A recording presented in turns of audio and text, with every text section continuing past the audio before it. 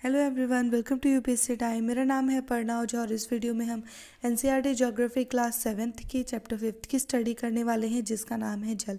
ये टॉपिक आपके exam perspective से बहुत इंपॉर्टेंट है, तो वीडियो को स्किप मत कीजिएगा, लास्ट तक जरूर देखिएगा।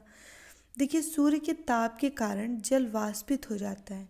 ठंडा होने पर जल वाष्प संघनित होकर बादल के रूप में बदल जाता है। यहाँ से यह वर्षा और वृष्टि यानी आइस के रूप में धरती या समुद्र पर नीचे गिरता रहता है ना।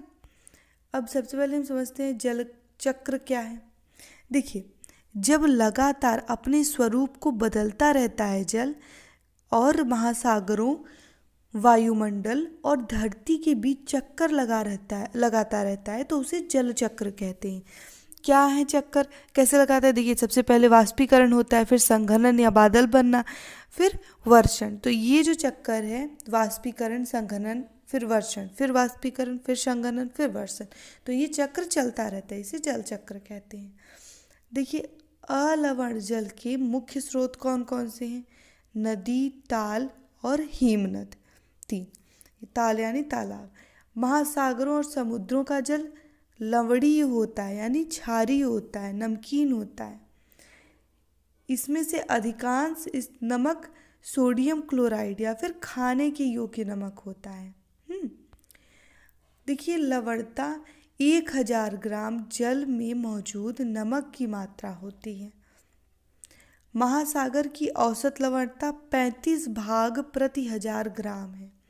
22 मार्च को विश्व जल दिवस मनाया जाता है, ध्यान रखिएगा। अब हम सबसे पहले महासागरीय परिसंचरण की बात कर लेते हैं। क्या है महासागरीय परिसंचरण? देखिए, ताल और झील के शांत जल के विपरीत महासागरीय जल हमेशा गतिमान रहता है, हमेशा लहरें उठती रहती, कभी शांत नहीं रहता। महासागरों की गति को 3 वर्गों में बांटा जा सकता है। कौन कौन से वर्ग हैं? तरंगे, ज्वार भाटा और धाराएं। ओके, अब हम तरंगों की बात कर लेते हैं। देखिए, जब महासागरीय सतह पर जल लगातार उठता गिरता रहता है तो इन्हें तरंगे कहते हैं। तूफान में तेज वायु चलने पर विशाल तरंगे उत्पन्न होती हैं। इनके कारण अत्यधिक विनाश हो सकता है। भूकंप और ज्वालामुखी उद्गार या जल के नीचे भूस्खलन के कारण महासागरीय जल अत्यधिक विस्थापित हो जाता है।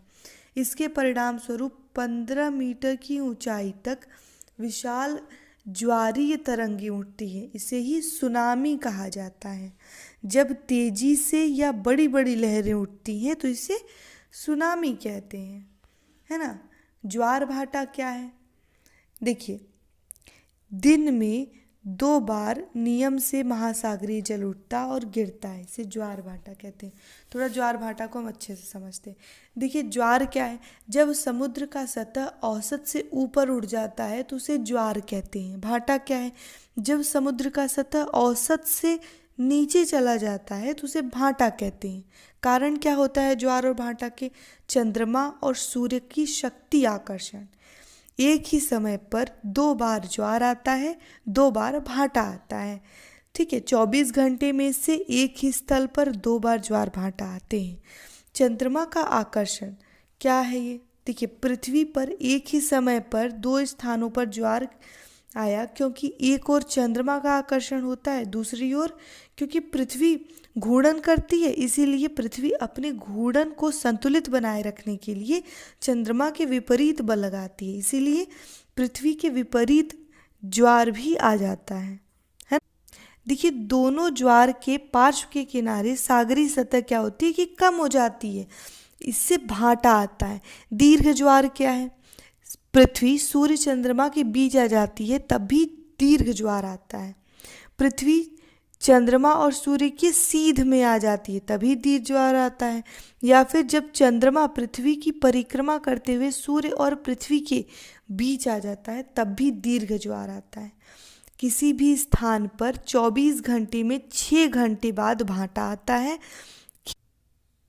ध्यान रखिएगा कि खिंचाव सदैव सागरी सतह पर ही होता है। अब निम्न ज्वार क्या होता है? जब चंद्रमा, पृथ्वी और सूर्य समकोण की स्थिति में होते हैं तो उसे निम्न ज्वार कहते हैं, इस तरीके से, है ना। मान लीजिए कि ये अर्थ हो गया, यहाँ पे मून हो गया, यहाँ पे सन हो गया। तो जब ऐसी स्थिति में क्या होता है कि निम्न ज्वार आता है। अब दुनिया का सबसे ऊंचा ज्वार यूएस की फंडी की खाड़ी में आता है 18 मीटर तक, है ना। अब ज्वारीय तरंगे क्या है? देखिए, ज्वार के समय शक्तिशाली तरंगे उठती हैं जो तट की तरफ चल पड़ती हैं, इसे ज्वारीय तरंगे कहते हैं। ज्वारीय तरंगों में गतिज ऊर्जा होती है। ये गतिज ऊर्जा तट पर जाकर के टकरा जाती है। इस ऊर्जा का दोहन करने के लिए तटों पर विद्युत संयंत्रों का उपयोग कर बिजली बनाते हैं। भारत में भी खंभात की खाड़ी में ज्वारीय तरंग ऊर्जा केंद्र लगाने का प्रयास किया जा रहा है ना। कच्छ की खाड़ी दलदली क्षेत्र है, इसीलिए यहाँ तरंगे कम उठती हैं। लेकिन खंभात की खाड़ी में भारत में ज्वारीय तरंगे सबसे ज़्यादा उठती हैं। कहाँ? खंभात की खाड़ी में। सबसे कम कहाँ? कच्छ की खाड़ी में। कच्छ की खाड़ी में क्यों? क्योंकि वो दलदलीय क्षेत्र है ना, इसलिए वहाँ पे कम तरंगे उठती हैं। अब महासागरीय धाराएं क्या हैं? देखिए, महासागरीय धाराएं निश्चित दिशा और नियमित रूप से बहने वाली जलधाराएं हैं। महासागरीय धाराएं गर्म और ठंडी हो सकती हैं। जो गर्म महासागरीय धाराएं हैं ये भूमध्य रेखा के निकट उत्पन्न होती हैं और ध्रुव की ओर प्रवाहित होती हैं। ठंडी धाराएं ध्रुव या उच्च अक्षांशों से उष्णकटिबंधीय या निम्न अक्षांश की ओर प्रवाहित होती हैं, है ना। देखिए, महासागरीय धाराएं किसी क्षेत्र के तापमान को प्रभावित करती हैं। गर्म धाराओं से स्थलीय सतह का जो तापमान है वो गर्म हो जाता है। जिस स्थान पर गर्म एवं शीत जलधाराएं मिलती हैं वह स्थान विश्व भर में सर्वोत्तम मत्स्य क्षेत्र होता है। वहाँ पे मछलियाँ बहुत पाई जाती हैं।